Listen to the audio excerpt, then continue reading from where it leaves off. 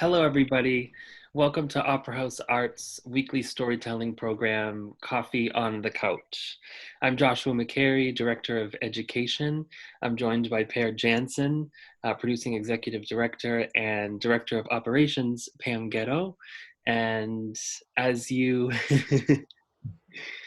as you may well know, if you're tuning in, Coffee on the Couch is a program that was launched right before the global pandemic, and it's been a way for us to engage with our community and kind of cozy up and bask in the stories of people that are celebrated in our community. And even though our doors are closed, this has been a fantastic opportunity for us to share and learn from each other, and really reinforce the idea that stories matter and your story matters.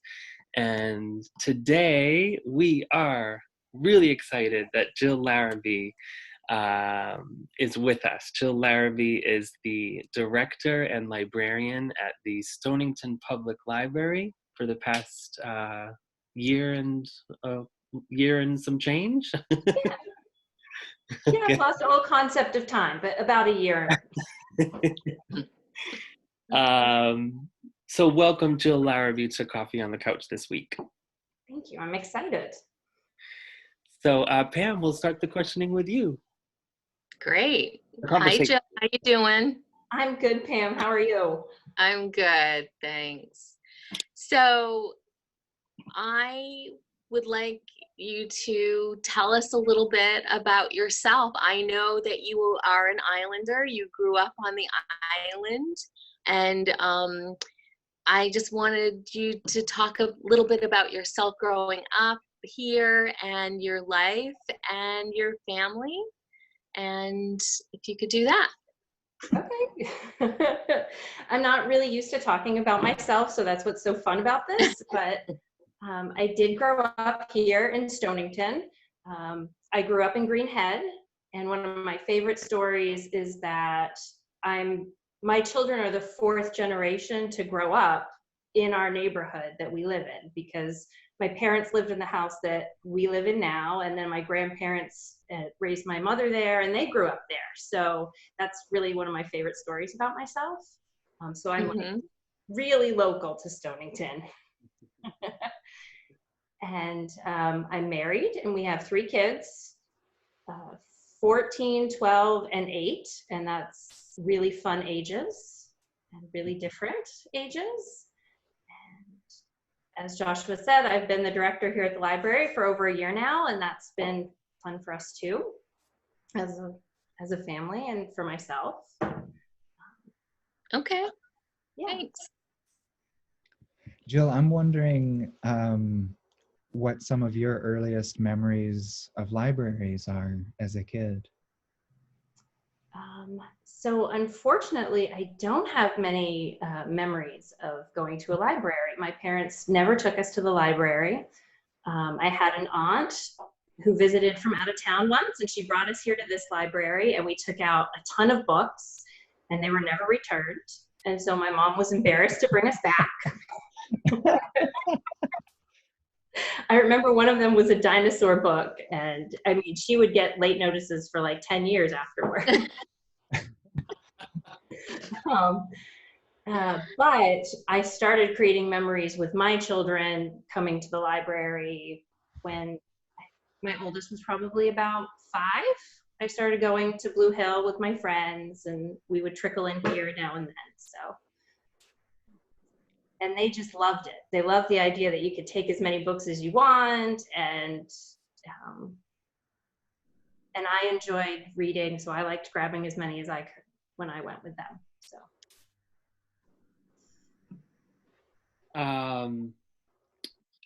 Do any of your kids have a particular passion for reading, since you've been bringing them to the library?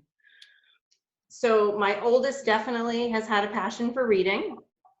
It's tapered off now that she's, a full teenager with a cell phone. Everything's digital now, but I can still get her to read. She has a stack this high next to her bed of books.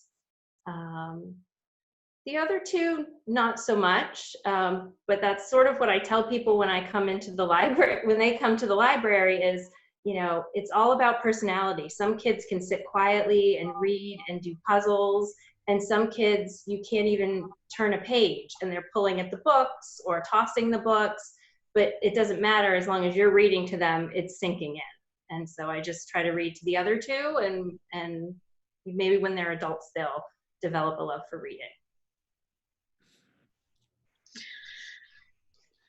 I grew up in Stonington, and I remember going to the library, and the patriarch, Mary Cousins, who was a librarian for, Jill, do you know how many years was she a librarian? I don't. I have a cheat sheet with all of that information on it, but it was a really long time, like 40 years or more maybe. Yeah, it was a really, really long time. My whole childhood through growing up, she was librarian, and I think she passed away maybe a few years ago. I'm not sure, but she was over 100. Yeah. So anyway, my question is, the library has come a long way since I was young, and I was wondering if you could talk about some of the improvements that have been made over the years and what the library is like now for folks who haven't visited for a while. Oh, I love this question. So really, Vicki Zelnick was instrumental in creating this whole new vibe that we have at the library, which is, it wasn't unwelcoming before, but now it's just this place that's really light and airy, and it's just kind of a happy place to be. And she also really believed in community outreach, and I'm so lucky that she mentored me so that I could take on and continue that role of just being out in the community and bringing people into the library, because it's not just about books, it's about programs and having fun and being comfortable and meeting people, and I just want to continue that legacy of being a welcoming place for all ages, all people. You know, we don't judge you if you have late books. We don't even charge late fees anymore. So it's just a place to come and socialize, and you don't have to be quiet all the time. Some of the new improvements that we've done is we put in this great new bathroom, and it seems strange to talk about a bathroom, but on Main Street in Stonington, it's pretty important. And it's just, again, it's this really light, bright space. Yeah, and it's clean. And I think a quarter of our patrons last year were just coming in to see the bathroom, or use the bathroom, but they stayed for the books. So that was really exciting. And we've also just redone the children's room, which was my passion project. When I started, I wanted to get some fresh rugs in here and some more color. And we've done that. We haven't gotten to show it off yet because of the pandemic, but hopefully this fall, some of our local kids will get to enjoy it. Did you say, sorry, just follow up. Did you say you were open? Is the library open, and what are the hours? We are open. We're open Tuesdays and Fridays from 10 to 4 and Saturdays 10 to noon. We have some precautions in place, like you have to wear a mask, and you have to, when you touch the books, you have to put them out in a bin instead of reshelving them, just to follow guidelines and keep everybody safe. Jill, I think of a library as a place of solace, and I'm wondering for you, excluding libraries, where do you go to find a sense of peace and solace? Probably my home, which sounds crazy because there's so many people and so many big personalities that live there, but my house, you know, my favorite spot in the house, or my backyard, because I just love looking out at my backyard. It's not fancy, I don't have any gardens, but I just love the natural shape of it. So to go sit out there is kind of, you know, my happy place. And going and reading books. I find solace in that. It seems like the house that you grew up in must have had so many experiences and stories throughout these 4 generations living there. I'd love to hear more about the actual house itself, if you could describe it, you know, or the history of it, or. So the house that I grew up in, actually, there was a house fire when I was an early teenager, like 13. So we lost that house, and then it took a few years for my parents to rebuild. So the house itself is fairly new. And it's just a regular old New England, well, not old, new New England Cape style house. But that's, you know, white with green shutters, just like everybody else in the neighborhood. We have a great, you know, neighborhood with all of these people that I kind of grew up around. They're all retired now. When I was growing up there was a lot of children in the neighborhood, and there isn't as many anymore, which is sad, but it's still nice that my neighbors are still there for me.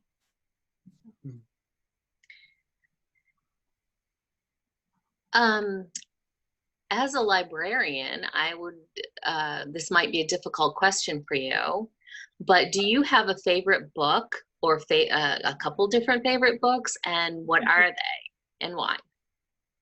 So this is a question I prepared mentally for. Good.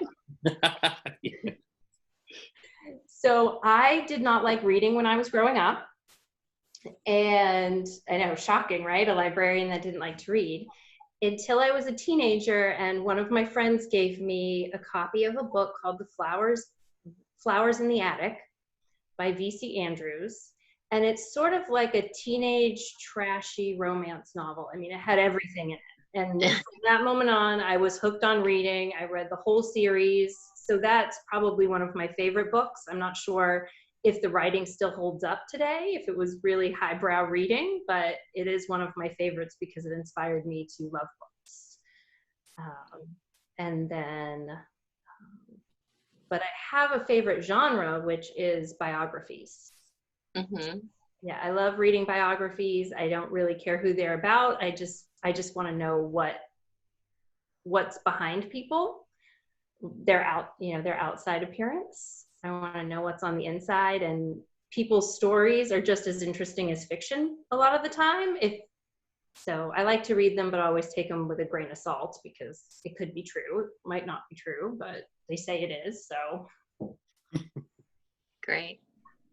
Jill, you said that you had mentally prepared for that question. Are there any other questions that you anticipated that we might ask, or that you would like to answer that we haven't asked?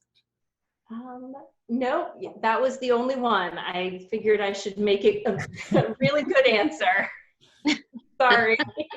Right, all right. Right, all right.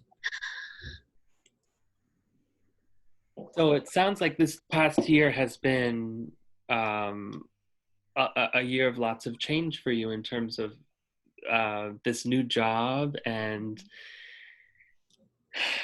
starting that new job and getting those rugs into the library for the kids section, and then of course this pandemic. I'm just wondering how this year of change has affected you as an individual. You know, it really has been a roller coaster of a year and a half of transitioning from being a stay-at-home mom for over 14 years to that whole work-life balance that everybody talks about. So that was a huge transition for me, for my kids, and my husband. And then once I felt like I sort of had a pattern going, we sort of had like this crazy, this is how, you know, I come to the library, I do the library work, I go home and we do, you know, the running around, sports classes, all of that. And then everything stopped. And then we have to readjust again to the balance of working at home, coming into the library to make sure everything's okay, you know, homeschooling my kids. There's no way to describe it. There's no adjective to say what it felt like the last year and a half. And and then having so many more big changes thrown at me personally, but also as the, you know, the community as a whole.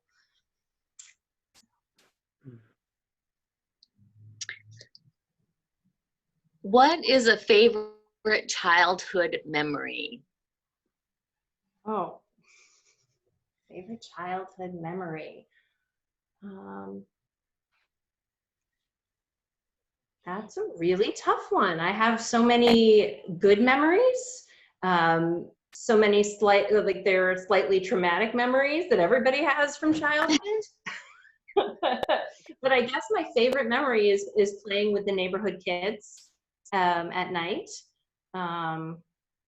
You know, like playing Ghosts in the Graveyard and all these fun games. And also camping with my family. So, yeah.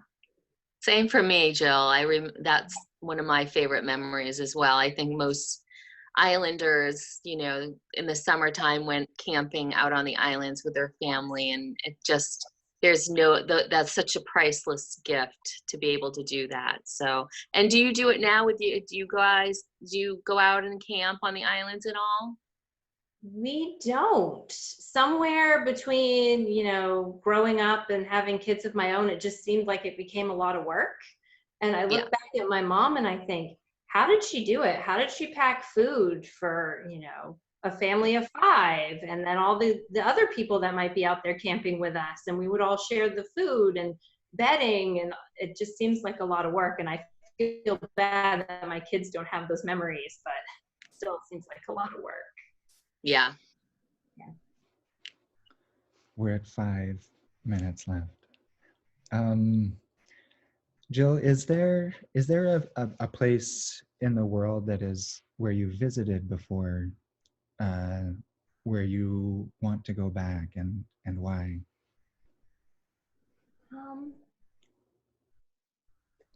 You know, I don't feel that need. I don't feel the need to go out and see new places or visit monuments, or even go to, you know, off the beaten path type of places. I'm super comfortable and super rooted just being in my community, in my bubble. I did really enjoy going to Montreal as a high schooler and seeing the cathedral and just, you know, people around speaking French. So that might be kind of fun to go back and see, and take my kids to see that. But I don't feel like I should jet off anywhere anytime soon. Yeah, fair enough.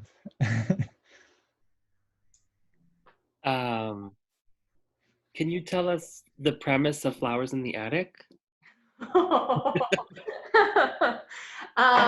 It is about this family of 4 children that have this great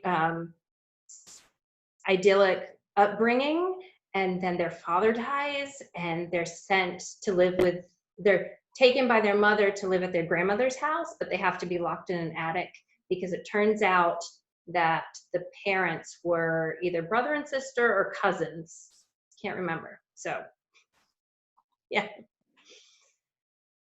Do you have it at the library? We do. I made sure that when I started, it was one of the first things that I brought in. That and The World According to Garp. We had a really old copy that I felt I needed to replace.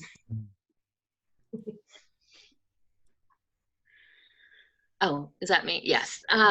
So Jill, you and I, we collaborated this winter for a couple of movies in which we had a tea party. Mm-hmm. One was Little Women, and the other was Downton Abbey. Yeah. And I think those were very successful, and I hope that we can continue. Talk about a little bit about the programs that you offer at the library. I think part of the tea party was a group of a book club. Is that correct? Or no, although that is something that I've really wanted to start. Is a book club that is based on, you know, that will be books that will be movies or already are movies, and having a book club that reads, you know, from that sector. Some of the programs here at the library, everything is on a standstill, but some of the ones that I'm most proud of is, collaborating with you at the Opera House and bringing the tea party, because everybody was so excited to be there and it was super successful, and you made it really easy to collaborate. I love working with the community center every chance I get. Jeannie Hatch is great, so I try to collaborate with Camp Kooky and any way I can with them. Hopefully in the next year, we'll be able to just get some great authors in here giving talks about their writing and their novels, and doing more programs for the kids. I just really love doing story hour and having special guests come in and read. Joshua has come in and read for us. We've had Kate in to read a couple of times. So the children's programs are my favorite thing. And I don't think it's just because I have children. I think it's because children need to be comfortable around books and not be intimidated by libraries and librarians and reading. It needs to be fun. Great, thanks. We're at 30 seconds, and I want to give Joshua or Pam a chance to ask the last question if they want. I'm breaking up the order here.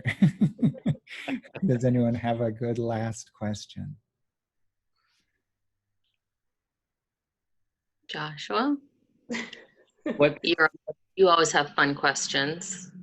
Thank you, Pam. You're welcome. What's on your agenda in the next hour? Oh, okay. In the next hour, I'm gonna go grocery shopping. Wish me luck. And hopefully this evening, I know you said the next hour, but this evening I'm gonna start working on our library newsletter, and I don't know. Rainy days are hard. There's never any structure to them. Yeah. And Jill, do you want to plug the how people would get hooked up with the newsletter? Is there an email they could that you could give them so they can subscribe?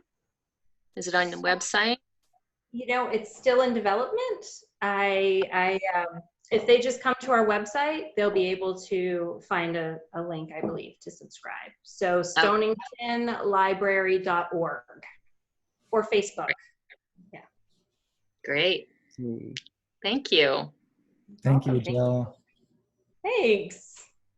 Yes, Jill, it's really exciting to talk to you and learn more about the library and your life. And we wish you the best of luck in the coming months. Thank you. And so thank you all for tuning in to Coffee on the Couch this week with our special guest librarian and director of the Stonington Public Library.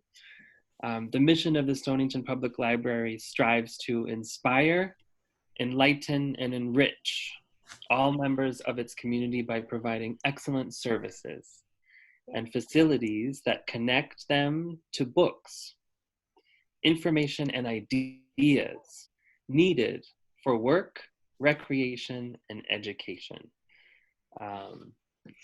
So we'll leave you with that today, and be sure to say hi to Jill around town.